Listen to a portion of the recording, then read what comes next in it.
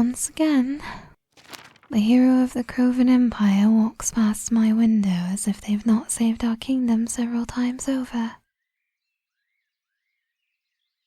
Their steps never falter, not even with the weight of so many lives on their shoulders.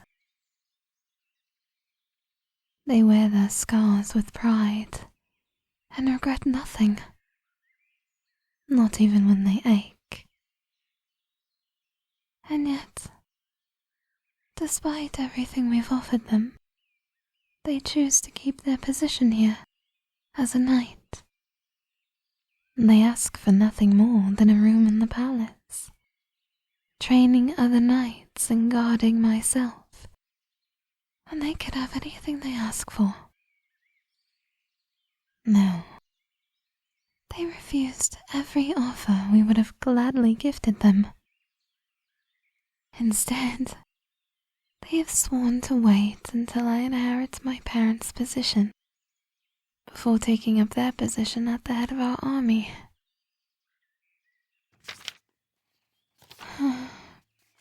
Their devotion is beyond admirable, and the mere thought of having them as my general makes me weak to my very core. To have them at my side every day, within my arm's reach at all times, would be beyond a blessing. To be able to merely whisper and have them hear it. The thought makes the breath flee from my lungs. If I were to even breathe a word of my thoughts, they would hear it and know. Is it odd that I have a whisper of a longing that they would hear? Would it truly be such an awful thing for them to be able to know how fondly they are held in my thoughts? Surely it could not be.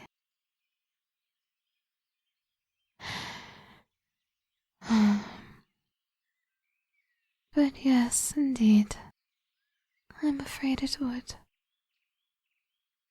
For even if I were to place my feelings out in the bright of daylight for their eyes to see, they would only turn their gaze with a respectful reply that they cannot return them. Gods of old know that they are an island, unreachable in the distance, though their loveliness draws forth the want to grow closer.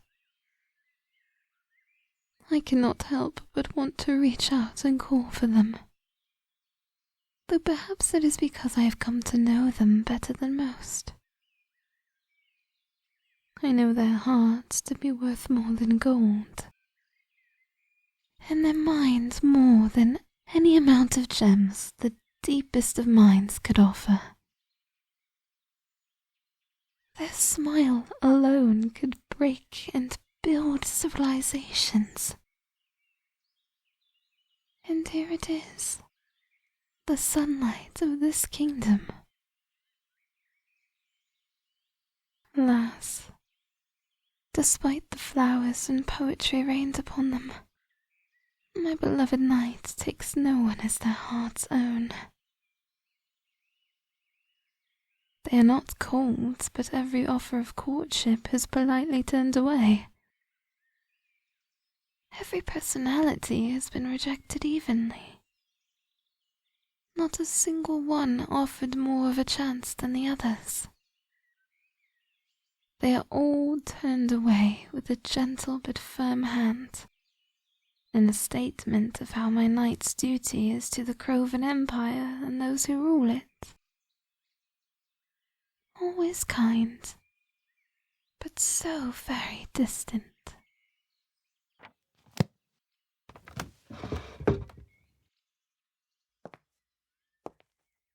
May the gods help whichever fool falls for you, my cherished knight, for that noble heart of yours belongs to this kingdom above all else, and before all else.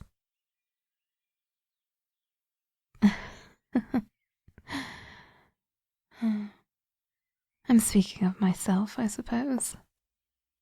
May the gods help me. May they look down at me and my weak heart that beats against my chest like thunder for you, and may they take pity. May they see my naive mind that dreams of you at the corners of every thought, and may they be sorry. May they see how my very soul aches and longs for you in my every waking moment, and may they find sympathy in their hearts. If I may ask for one favor from them, I simply ask that they allow me to fall in love with another, someone whose heart does not already belong elsewhere. Gods, but though my heart is that of a fool, it is stubborn and set in its ways. My adoration has bloomed for them long ago, and shows not a single sign of wilting. Perhaps I tend to my feelings too lovingly, doting on every memory of my cherished night. But how can I not, when every beautiful thought of them tempts my idle brain? The mere memory of my time with them is enchanting, and I find myself unable to control my own treacherous thoughts. But oh, how delightful it is to let my mind wander.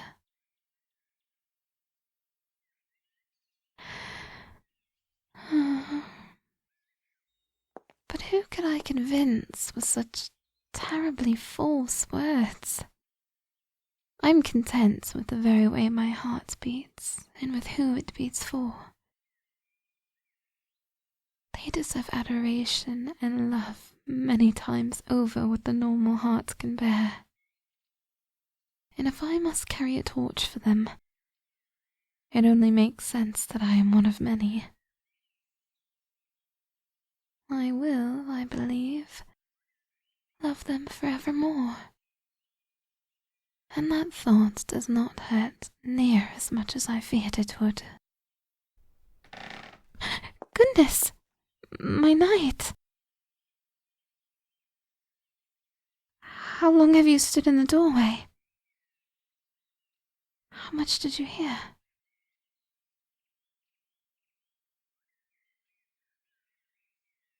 Oh, for not long then. Well then,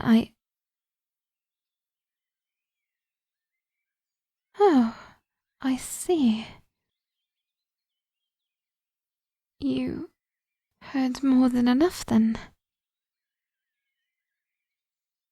You heard enough to know the way my heart beats to the rhythm of your name. You know of how your voice rings in my ears at all hours of day and night. You know that my heart is in your scarred hands, and there is no one who I would rather allow to hold it.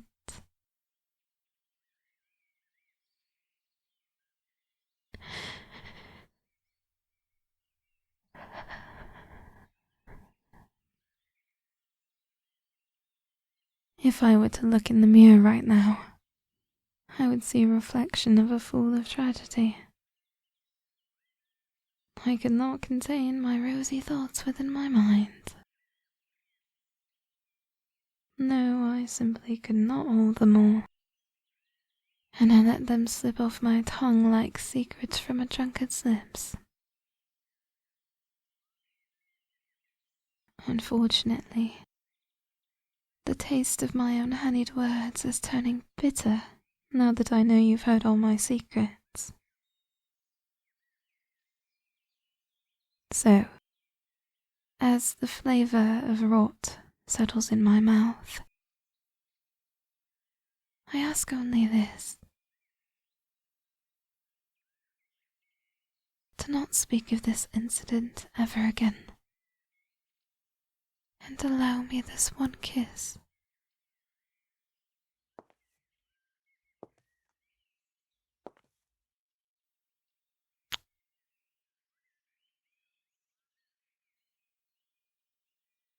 I apologize for how my feelings have come to light, but I'm afraid I cannot deny them. I promise to you that I shall never burden you again after tonight. But I beg of you to not tell another soul. I will take my leave now and let you be away from myself. I hope that you can forget this. Or at the very least, I plead that you forgive me. You are too dear to me, too dear to this empire to lose. Please, I beg of you, stay by my side, even if it is only for the people of this empire. Even if you cannot bear to look at me, please do not leave me. I can understand not wanting to be in close proximity to me, and I will gladly stay as far from you as you wish.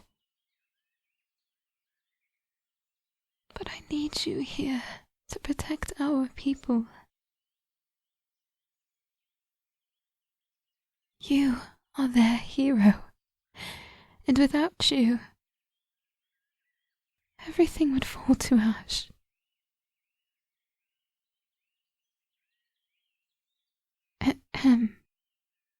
I shall take my leave then.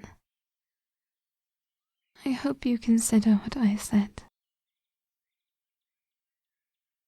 You truly are needed here, and not just by myself, though I also would be a wreck without you. Have a good day, my knight. I hope it serves you better after I am gone.